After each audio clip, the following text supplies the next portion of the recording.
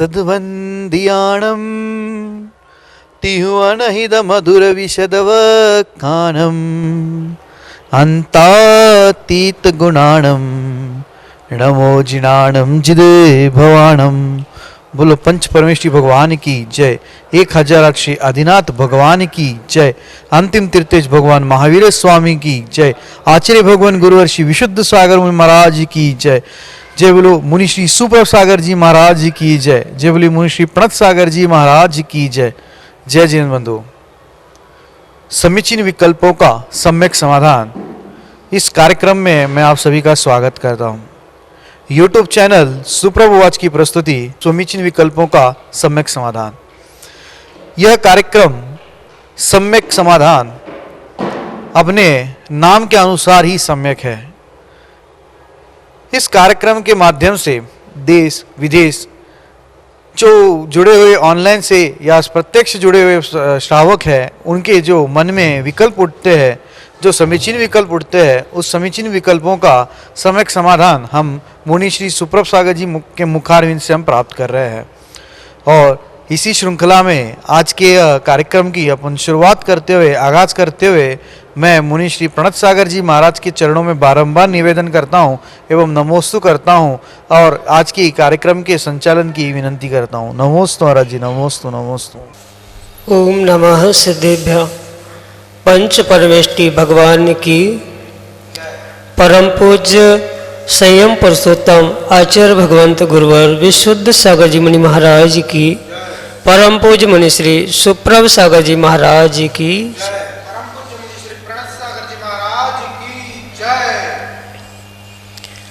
मनुष्य जन्म प्राप्त करना कोई महान बात नहीं है, लेकिन मनुष्य जन्म को प्राप्त करके और निर्विकल्प अवस्था का उद्यम करना यह सबसे महत्वपूर्ण है। ऐसे ही जिन्होंने उस नर जन्म को प्राप्त करके और उस निर्विकल्प अवस्था को प्राप्त करने का उद्यम किया है, ऐसे आचार्य भगवंत गुरुवर विशुद्ध सागर जी महाराज के हम सभी बड़े हर्षोल्लास से स्वर्णिम जन्म जयंती वर्ष मना रहे हैं। और इस स्वर्णिम जन्म जयंती वर्ष की हम सभी को एक महत्वपूर्ण एक उपलब्धि प्राप्त हुई, जिसका नाम है समीचीन विकल्पों का सम्यक समाधान। यह सम्यक समाधान हम सभी प्रतिदिन परम पूज्य आचार्य भगवंत गुरुवर विशुद्ध सागर जी महाराज के मंगल सुभाषित से, उन्हीं के सुयोग्य शिष्य परम पूज्य मुनि श्री सुप्रभ सागर जी महाराज के मुखारविंदों से प्रतिदिन प्राप्त कर रहे हैं। देश के विभिन्न प्रांतों से अनेकानेक समीचीन विकल्प हमें यहाँ प्रतिदिन प्राप्त हो रहे हैं और परम पूज्य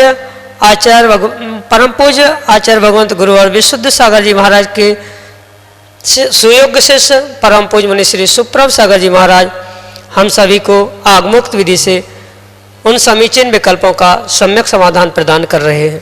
प्रारंभ करते हैं आज का सम्यक समाधान। और आज का पहला विकल्प गुरसराय झांसी उत्तर प्रदेश से सुनील सिंघई सपरिवार परम पूज्य मुनिषि के चरणों में कोटि कोटि नमोस्तु निवेदित करते हुए अपना समीचीन विकल्प रख रहे हैं कि महाराज जी, क्या शरीर में किसी प्रकार का घाव, फोड़ा आदि होने पर पूजन या श्री जी को स्पर्श किया जा सकता है? क्या महिलाएं भी पूजन करने की पात्र होती हैं? हमारे समीचीन विकल्प का सम्यक समाधान करने की अनुकंपा करें। नमोस्तु महाराज जी, नमोस्तु। ओम नमः सिद्धम। परम पूज्य आचार्य भगवान गुरुवर विशुद्ध सागर जी महाराज के।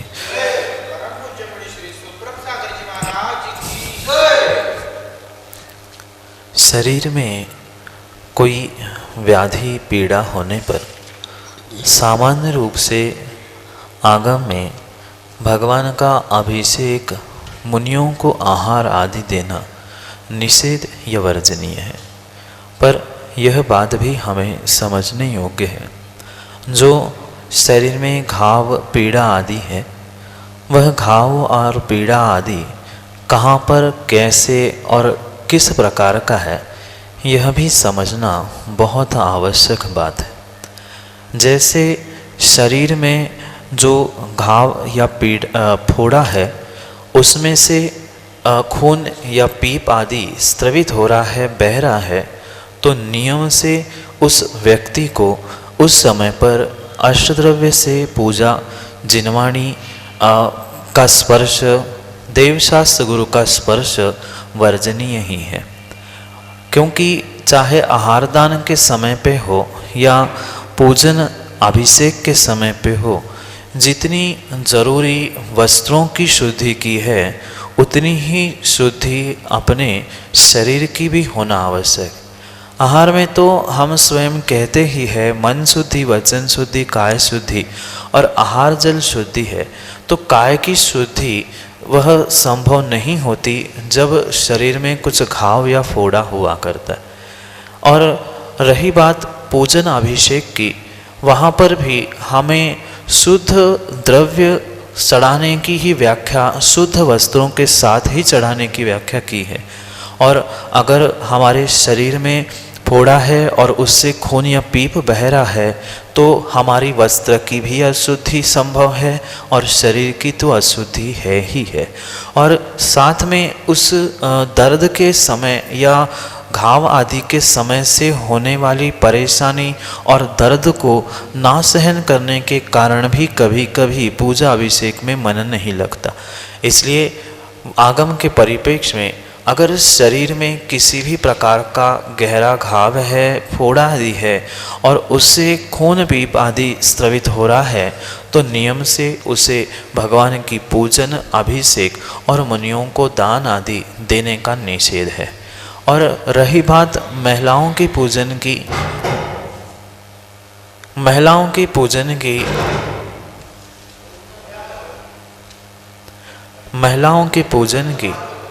तो महिलाओं के पूजन के लिए भी सामान्य अवस्था में निषेध नहीं है, पर जो उनकी 5 दिन की अशुद्धि आदि का समय होता है, उस समय पर वह द्रव्य पूजा नहीं कर सकते। साथ साथ महिलाओं के भी किसी शरीर पर कोई विशेष फोड़ा, घाव आदि है, उस समय पर भी वह पूजन आदि क्रियाएं नहीं कर सकती। पर जब उनकी अन्य दिनों में शारीरिक शुद्धि होती है, उस समय पर नियम से वह भगवान की पूजन, मुनियों को आहार दान आदि कर सकती है।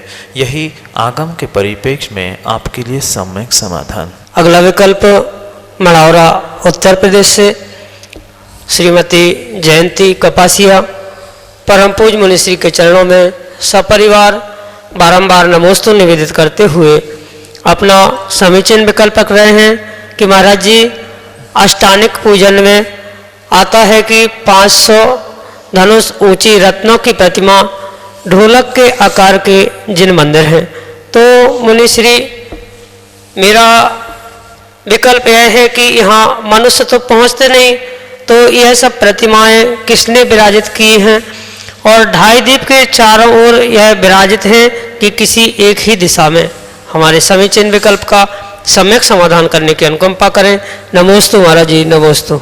शायद हमें ऐसा लगता है कि आपने जो नंदीश्वर पूजा या अष्टानेका की पूजा है वह अच्छी तरीके से नहीं पढ़ी, क्योंकि पूजा की जयमाल में ही कवि ने बहुत अच्छे से इतना विस्तार से उसका व्याख्यान किया है कि आपके सभी विकल्पों का समाधान उन पूजा के जयमाल में ही आपको प्राप्त हो जाए। जो 500 धनुष तन रत्नमयी प्रतिमा का व्याख्यान किया है, वह नंदीश्वर द्वीप में जितने चैत्यालय है और जितने जिनबिंब है, वे परिपूर्ण रूप से अकृत्रिम है।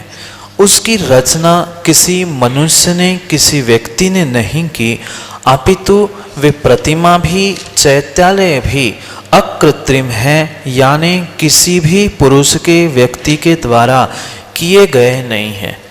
अगर किए गए होते तो वह कृत्रिम होते और उनको विराजमान करना, उनकी प्रशस्ति आदि आदि सब कुछ कार्य संभव हो सकते थे, पर जो अकृत्रिम हुआ करते हैं उसे विराजमान करने की या कहीं रखने की आवश्यकता नहीं होती, पहली बात। और दूसरी बात, जो ढोल के समान आप कह रहे हैं वह ढोल सम गोल ऊपर तरे सुंदरम, इस पंक्ति का अर्थ यह है जो जिस गिरी पर दधिमुख आदि जितनी गिरियाँ पर्वत वहाँ पर बनाए गए हैं या है, उन पर्वतों का आकार ढोल के समान है, ना कि मंदिरों का आकार ढोल के समान है। मंदिर तो जैसे खंबे और शिखर आदि के द्वारा निर्मित होते हैं उसी प्रकार से है, पर वे मंदिर और जो जिन बिंब है वे किस पर विराजमान हैं, तो उसकी व्याख्या करते हुए कवि ने लिखा है कि ढोल सम गोल ऊपर तरे सुंदरम, ढोल जैसे गोल ऐसे जो गिरी है, जैसे हम पहाड़ को ऐसे त्रिकोण रूप समझते हैं तो वैसे पहाड़ नहीं है, कहीं के पहाड़ दीवाल जैसे है जो तत्वाद सूत्र में कहे गए हैं उनके भी जैसे नहीं है नंदीश्वर द्वीप के, अपितु ढोल के समान गोल जिसका गिरी का पर्वत का आकार है, जिसके ऊपर सुंदर मंदिर है और जिस मंदिर में 500 धनुष ऊंचाई वाले रत्नमय अकृत्रिम जिनबिंब विराजमान है। ऐसी व्याख्या यहाँ पर लिखी है। इसलिए पहली तो बात, वह ढोल सम गोल मंदिर नहीं है अपितु गिरी पर्वत है जिस पर सुंदर अकृत्रिम जिन मंदिर है, और जिन मंदिर भी अकृत्रिम है, जिन बिंब भी अकृत्रिम है, इस कारण से वहाँ पर कोई रखने जाने की कोई आवश्यकता नहीं है। इसी प्रकार से आपके समीचीन विकल्प का यही सम्यक समाधान। अगला विकल्प बानपुर उत्तर प्रदेश से अरुण कुमार जैन परम पूज्य मुनीषी के चरणों में बारंबार नमोस्तु निवेदित करते हुए अपना समीचीन विकल्प रख रहे हैं कि महाराज जी, मोह क्या है? पर को अपना मानना ही मोह है, तो पर को अपना मानना कैसे छूटे, सविस्तार समझाएं एवं स्वपर का भेद क्या है, सम्यक समाधान के माध्यम से हमारा मार्गदर्शन करने की अनुकंपा करें। नमोस्तु महाराज जी, नमोस्तु। मोह को व्याख्यायित करते हुए आचार्य भगवंत कहते हैं, जो हमें या किसी जीव को मूर्छित करता है, यानी जो उस जीव का विवेक है, चाहे स्वपर के निमित्त से हो, चाहे अच्छे बुरे के निमित्त से हो, या अन्य किसी भी प्रकार का जो विवेक है, उस विवेक से रहित होकर जो मूर्छा परिणति है, उसको ही मोह या मोहनीय कर्म कहा। जो व्यक्ति जानते हुए भी सत्य को स्वीकार कर नहीं पा रहा है, या देखते हुए भी सत्य को पहचान नहीं पा रहा है, मान नहीं पा रहा है, यह नियम से मोहनीय कर्म का या मोहनी का ही प्रभाव कहा जा सकता है। मोह को अगर सामान्य शब्दों में समझना है, जो जीव को, जीव के ज्ञान को मोहित करता है, सम्मोहित करता है, उसको ही मोह या मोहनी कर्म कहा गया। जैसे एक शराबी व्यक्ति शराब पीने के उपरांत सारा सार विवेक भूल जाता है, कौन पत्नी, कौन बहन, कौन माँ, इसका विवेक भूलकर यदवा तदवा किसी को भी कुछ भी कहने की जो उसकी परिणति है, ऐसे ही मोह की परिणति या मोहनी कर्म की परिणति कही गई है। ये सामान्य रूप से मोह के विषय में हम इस प्रकार से समझ सकते हैं। और रही बात स्वपर के विवेक की बात या स्वपर के भेद विज्ञान की बात, यह उस मोहनी कर्म के निमित्त से ही जीव स्वपर का भेद नहीं कर पा रहा है। स्व यानी आत्मा और आत्मा के अलावा जितने भी द्रव्य इस संसार में, इस ब्रह्मांड में हैं, वह प्रत्येक द्रव्य हमारे लिए पर ही है। चाहे हमारा शरीर हो, चाहे हमारे जैसा ही अन्य कोई जीव क्यों ना हो, नियम से वे दोनों भी हमारी आत्मा की अपेक्षा से पर है। पर वर्तमान में उस मोहनी कर्म के निमित्त से व्यक्ति, जीव मोह को अपना मानते हुए ही आत्मा को छोड़कर प्रत्येक वस्तु, प्रत्येक व्यक्ति को अपना मानने का पुरुषार्थ करता है या अपना ही मानकर बैठ जाता है। ऐसी ही स्थिति में यह स्वपर का भेद विज्ञान होना संभव नहीं है। इसलिए अगर हमें मोह को विगलित करना है तो पहले अपनी आत्मा और शरीर संबंधी जीव, अन्य जीव द्रव्य आदि के प्रति पर के भाव को उद्घाटित करना होगा, तभी जाकर हम स्वपर भेद विज्ञान को प्राप्त कर सकते हैं। और इस स्वपर भेद विज्ञान को प्राप्त करने के लिए हमें मोह को विगलित करना भी आवश्यक है, क्योंकि मोह के निमित्त से ही हम स्वपर भेद विज्ञान नहीं कर पा रहे हैं, या ऐसा भी हम कह सकते हैं कि स्वपर भेद विज्ञान ना करने के कारण ही हमें मोह परेशान कर रहा है। दोनों भी क्रिया एक दूसरे के पूरक है।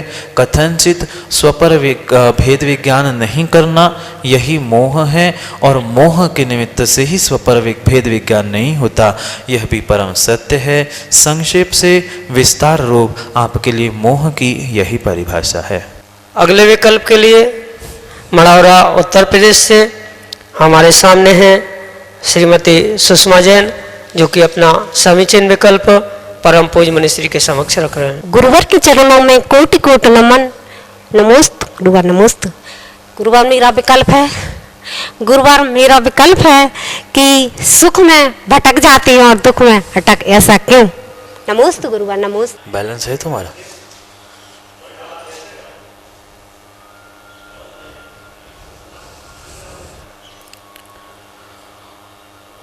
यह तो हर व्यक्ति के साथ अक्सर देखा जाता है। जब भी सुख के दिन आते हैं वह सब कुछ भूल जाता है और भटक जाता है, और दुख के दिनों में वही कोलता है और पुनः दुखों में ही अटकता है। जैसे कि कर्णानियों का सिद्धांत है, दुख शोक तापा क्रंदन परिवेदनान्यात्म परोप है। इस सूत्र के द्वारा उमा स्वामी भगवान ने भी यही बात उद्घाटित की कि दुख के दिनों में हम दुख में ही क्यों अटकते हैं, क्योंकि दुख में हम अपने लिए भी अगर दुख कर रहे हैं तो नियम से आने वाले समय के लिए असता वेदनीय कर्म को आश्रवित कर रहे हैं। और दुख से हमने दुख को खरीदा, या दुख के दिनों में दुख करने से पुनः आने वाले समय के लिए असता यानी दुख मिला। पुनः दुख में पुनः शोक किया, पुनः दुख आया, पुनः दुख में आक्रंदन रोना आदि किया, पुनः आने वाले समय के लिए दुख मिला। यह अनादि से हमारे दुख के निमित्त से चलने वाला चक्र है। और इसी कारण से आगम में यही लिखा है कि दुख में हम बाकी आने वाले दिनों को या अच्छे दिनों को भूल जाते हुए उसी दुख में पुनः पुनः अटकने का ही पुरुषार्थ करते हैं, क्योंकि हम दुख में कूलना सीख रहे हैं, या दुख में पुनः दुखी शोक रूपी होना ही हमने जान लिया है। और सुख में अक्सर अक्सर हमारे साथ यही घटित होता है कि जैसे ही सुख के दिन आते हैं व्यक्ति अपने बीते हुए बुरे दिनों को, दुख के दिनों को भूल जाता है, और दुखी होते हुए जो दुख के दिनों में दुखी होने की परिणति थी उसको भी भूल जाता है, और सुख में इतना इतना भूल जाता है अपने अहंकार में कि दुख के दिन भी कभी आए थे और आने वाले समय में पुनः हो सकता है दुख के दिन आ भी सकते हैं, यह बात वो बहुत शीघ्र ही भूल जाता है। इसलिए सुख के दिनों में व्यक्ति इतना भूलकर अहंकार में डूब जाता है कि आने वाले वो दुख के दिनों को भूलकर वह उस सुख में, विषय भोगों में ही इतना मस्त हो जाता है कि प्रभु का नाम लेना, गुरु भक्ति करना, ये सब कुछ सुख के दिनों में भूल जाने के कारण ही वह आने वाले समय में दुखी होता है और दुख में भी कुलते हुए, दुखी होते हुए पुनः आने वाले समय में दुखी ही हुआ करता है। यही जीव की अनादिकाल से परिणति रही है। अगर सुख और दुख के दिनों में, दोनों समय में जीव अगर देव शास्त्र गुरु की आराधना करने में अपने समय को व्यतीत करेगा तो नियम से वह अपना कल्याण कर सकता है। चाहे सुख के दिन हो, चाहे दुख के दिन हो, दोनों समय में अगर हम नित्य नियमित रूप से देव शास्त्र गुरु की आराधना पूजा करते रहेंगे तो हमारे जीवन में ये सुख दुख के दिन कभी भी लंबे समय तक नहीं रहेंगे। हम इन सांसारिक सुख दुखों से उठकर शाश्वत सुख की ओर नियम से अग्रसर हो सकते हैं। क्योंकि जैसे कई स्थानों पर कई जगह कहा भी जाता है, सुख में सुमरण हर करे, दुख में करे न कोई। अगर हम सुख और दुख दोनों समय में प्रभु का सुमरण करते रहते तो शायद हमारे जीवन में दुख आता ही नहीं। दुख के समय भी अगर हम सुमरण करते, हो सकता है सांसारिक सुख भी मिल जाए या पारमार्थिक सुख भी मिल जाए। इसलिए सुख दुख में हम अपने भीतर के निर्णय को समझकर ना सुख में हम भटके, ना दुख में हम अटके, इस बात का निर्णय करके परमात्मा देव शास्त्र गुरु की आराधना करेंगे तो नियम से संसार से छुटकारा होगा। पर इसके पीछे का कारण संसार में या सुख में भटकना और दुख में अटकने का मुख्य कारण हमने स्वयं की पहचान नहीं की, हमें स्वयं का बोध नहीं है कि हमने कितनी मेहनत से, पुरुषार्थ से ये मनुष्य पर्याय प्राप्त की है। अगर इस मनुष्य पर्याय की दुर्लभता का बोध हमें हो जाएगा तो नियम से हम सुख में और दुख में अटकना भटकना सब कुछ छोड़ देंगे और यही आपके लिए सम्यक समाज। अगला विकल्प आष्टा मध्य प्रदेश से एक अनजाना अनन्य गुरु भक्त डॉक्टर मगन जैन, श्रीमती चंदा जैन परम पूज्य मुनिश्री के चरणों में तीव्र दर्शन की अभिलाषा एवं आशीर्वाद की आकांक्षा के साथ कोटि कोटि नमोस्तु निवेदित करते हुए अपना समीचीन विकल्प रख रहे हैं कि महाराज जी, तीर्थंकर प्रकृति का उदय बंद होने के कितने समय बाद आता है एवं स्वमुख और परमुख उदय से किस प्रकार घटित होता है। हमारे समीचीन विकल्प का सम्यक समाधान करने की अनुकंपा करें। नमोस्तु महाराज जी, नमोस्तु। जीव के कर्म का उदय आना उसके जो कर्म की स्थिति अनुभाग है उस पर निर्भर करता है। किस प्रकार की स्थिति अनुभाग जीव ने बांधी है उसके अनुसार से ही जीव के उस कर्म का आबादा काल हुआ करता है और उस आबादा काल के उपरांत ही वह कर्म उदय में आता है। जैसे कि तीर्थंकर प्रकृति के विषय में आपने पूछा है तो तीर्थंकर प्रकृति के भी उदय में आने के दो कारण आचार्य भगवंत कहते हैं, एक परमुख से उदय आना और एक स्वमुख से उदय में आना। तीर्थंकर प्रकृति का उदय परमुख से अंतर मुहूर्त बाद ही प्रारंभ हो सकता है, क्योंकि उस परमुख से उदय में आने वाली उस तीर्थंकर प्रकृति का आबादा काल मात्र उतना अंतर मुहूर्त ही आगम में आचार्यों ने बताया। और रही बात स्वमुख से तीर्थंकर प्रकृति का उदय आना है, वहाँ पर स्वमुख की अपेक्षा से वह समय आवश्यक है जब तक चार घातिया कर्मों का नाश जीव नहीं करता। क्योंकि जब भी तीर्थंकर प्रकृति का स्वमुख से उदय होना है, यानी समो शरण, दिव्य ध्वनि आदि रूप जो तीर्थंकर प्रकृति का स्वमुख उदय कहा जाता है, वह नियम से 13वें 14वें गुणस्थान में ही वह प्राप्त कर सकता है। इसलिए जो परमुख से तो तुरंत अंतर मुहूर्त से भी जीव उस तीर्थंकर प्रकृति के उदय को प्राप्त कर सकता है, पर स्वमुख से प्राप्त करने के लिए उसे 13वें 14वें गुण स्थान तक पहुंचने का समय और उसके अलावा 13वें 14वें गुण स्थान का भी समय उसमें जोड़ना होगा अधिकतम की अपेक्षा से। और अगर जघन्य काल की अपेक्षा से हम समझे तो स्वमुख का भी वह उदय अंतर मुहूर्त बाद हो सकता है, पर स्वमुख का अगर अधिकतम उत्कृष्ट समय हमें समझना है, उत्कृष्ट काल अगर समझना है, तो पूर्व कोटि अधिक 33 सागर प्लस कुछ कोटि पूर्व काल तक वह जो काल निर्धारित किया गया है, इतने काल के बाद ही स्वमुख से उदय आ सकता है, क्योंकि उतना ही काल उन गुणस्थान आदि के निमित्त से या वहाँ पहुँचने आदि के निमित्त से कहा गया है।